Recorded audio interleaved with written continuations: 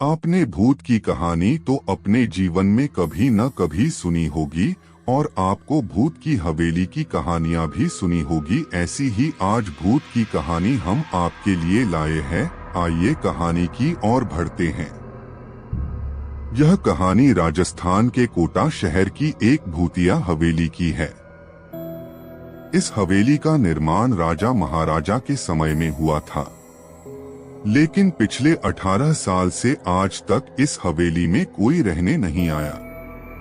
इस हवेली में चाहकर भी कोई नहीं रह पाता था, क्योंकि लोग कहते थे कि यह हवेली भूतों का अड्डा है।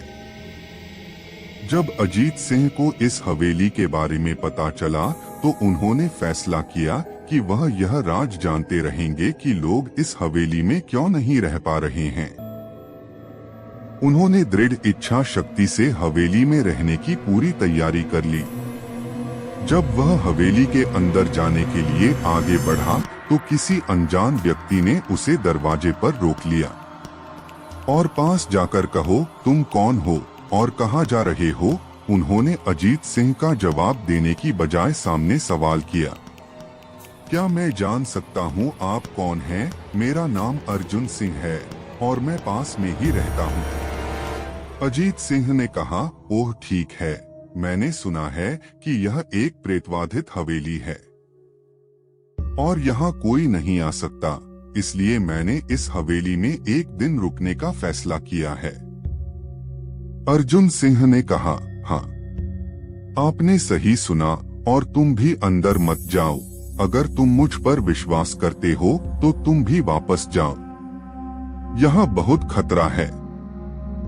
यह सुनकर अजीत सिंह खुश हो गया, जैसे उन्हें कोई लॉटरी मिली हो।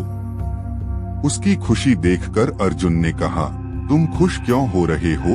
भूत का नाम सुनकर डरना चाहिए। शायद आपको पता नहीं होगा कि मुझे भूतों में बहुत दिलचस्पी है।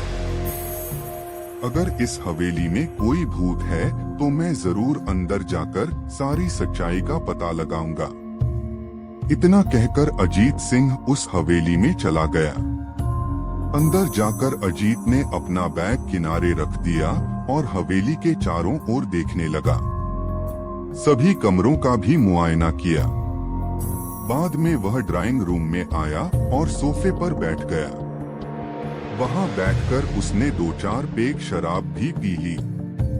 उसी समय अचानक उस कमरे में एक लाइट बल्ब चालू हो गया, लेकिन अजीत ने उस पर ध्यान नहीं दिया। कुछ देर बाद दूसरा बल्ब चालू हुआ, तभी हवेली की सारी बत्तियां झपकने लगी।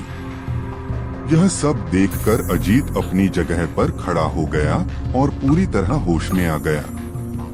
अचानक उसके सामने एक छोटी सी मेज हवा में उड़ने लगी। हवा में करीब 6 फीट ऊपर जाकर वह इधर उधर घूमने लगा और बाद में अजीत तेजी से आने लगा। अजीत ने तुरंत अपना स्थान बदला और दूसरी ओर चला गया और मेज वहीं गिर पड़ी जहां अजीत खड़ा था। अजीत को जैसे ही कुछ समझ में आया तो सोफे की चादर उसकी तरफ आने लगी। वह झट से खड़ा हो गया और कूदकर दूसरी तरफ कूद गया, जिससे सोफा दीवार से जा टकराया और अजीत बाल बाल बच गया। अचानक सब कुछ शांत हो गया। अजीत ने ध्यान से चारों ओर देखा और ऊंची आवाज में कहा, तुम जो भी हो आगे आओ और बात करो। उसके सामने एक बड़ी परछाई दिखाई दी। अजीत ने उस परछाई को देखते हुए कहा, तुम कौन हो और तुम मुझे क्यों मारना चाहते हो? छाया, आपकी गलती के कारण। अजीत, मेरी गलती? मैंने क्या गलती की? छाया, इस हवेली में आने की गलती। मैं इस हवेली में किसी को खुश नहीं देख सकता। अजीत, लेकिन क्यों? उसने खामोशी से जवाब दिया, आज से 18 साल पहले इस हवेली के मालिक ने मुझे इस पर मार डाला था। मेरा कोई दोष भी नहीं था। इस वजह से मेरी आत्मा इस हवेली में भटकती रहती है। मैं इस हवेली में किसी को नहीं रहने दूंगा, क्योंकि मेरा खून इसी हवेली में हुआ था। जो कोई भी इस हवेली में रहने के लिए आएगा वह मर जाएगा।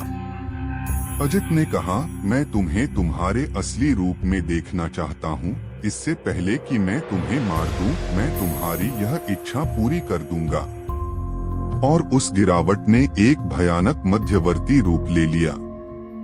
उसका चेहरा इतना भयानक था कि अजीत भी एक पल के लिए डर गया, लेकिन 1 सेकंड के भीतर उसने खुद को नियंत्रित कर लिया। बाद में उसने अपनी जेब से सफेद पाउडर निकाला और भूत पर फेंक दिया। जैसे ही पाउडर भूत पर गिरा, वह जलने लगा। एक बड़ी ज्वाला उठने लगी। वह बहुत जोर से चिल्लाने लगा और बाद में पूरी तरह से जल गया।